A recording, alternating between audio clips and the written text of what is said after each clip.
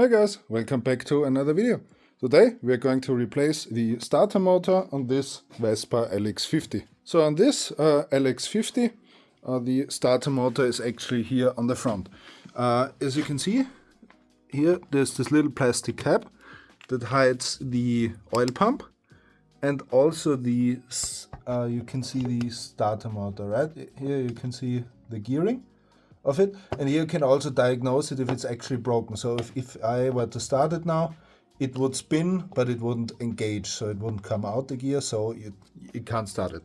So you can diagnose it. So obviously the position of the starter motor is, here you can see basically the back. This little screw is one of the screws that holds it in, and so we need to take out the main stand in order to get to it. So the way I did this right now, I propped it up here in the middle, just in front of the exhaust, because there's like a big cross beam from the swing bar, so it's very sturdy down here.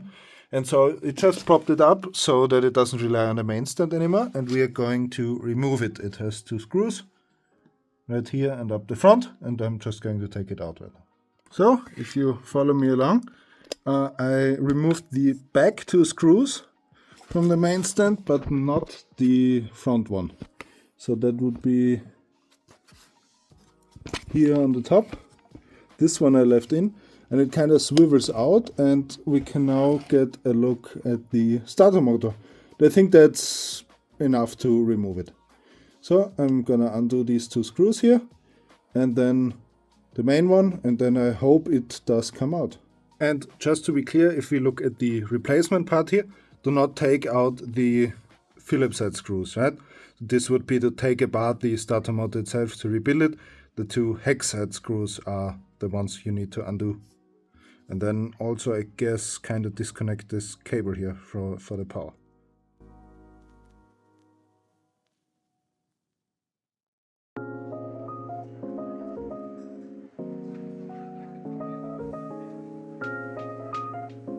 So the old starter motor is actually out.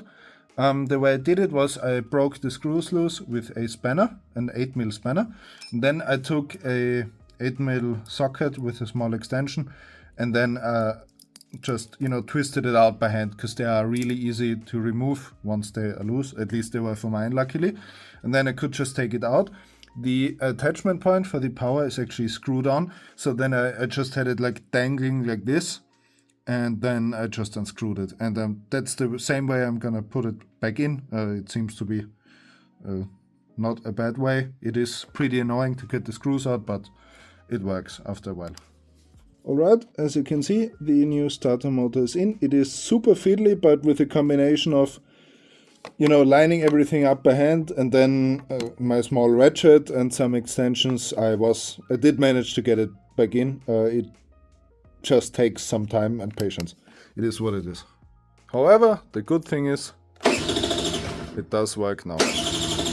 It immediately engages, and so the starter is finally working again. Right, I'm gonna put it all back together. Put in the two screws from the main stand and tighten everything back up, and then it is working again. So this is how you can change your own starter.